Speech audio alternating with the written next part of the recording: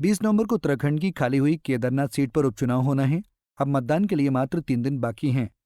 ऐसे में अब सभी राजनीतिक दलों ने इस उपचुनाव को जीतने के लिए पूरी ताकत झोंक दी है। बयानबाजी का दौर भी शुरू हो गया है। कांग्रेस जहां एक तरफा जीत का दावा कर रही है तो वहीं बीजेपी भी बड़ी जीत का दावा कर रही है। मुख्यमंत्री पुष्कर सिंह धामी ने दावा किया कि केदारनाथ में बीजेपी को बड़ी जीत मिलेगी।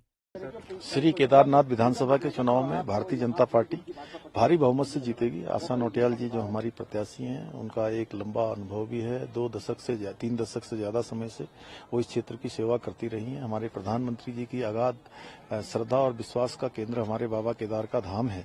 उस केदार धाम को नवनिर्माण और पुनर्निर्माण उन्हीं के नेतृत्व में हुआ है।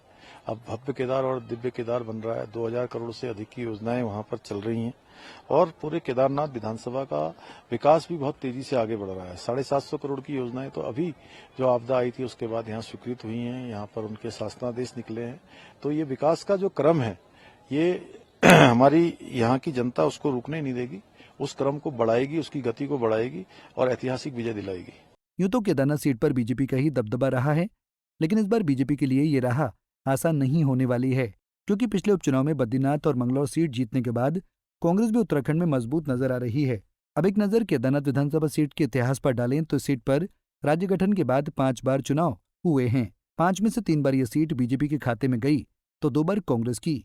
2022 में सीट पर शैला रानी रावत ने बीजेपी का कमल खिलाया था, लेकिन इस बार इस सीट पर कमल खिलाना बीजेपी के लिए आसान नहीं होना है, क्योंकि बद्रीनाथ और मंगलौर सीट जीतने के बाद कांग्रेस कॉन्फिडेंस में दिख रही है। ऐसे में इस बार इस सीट पर चुनाव कौन जीतेगा, ये देखना दिलचस्प होगा। Bureau report, Punjab Kesari.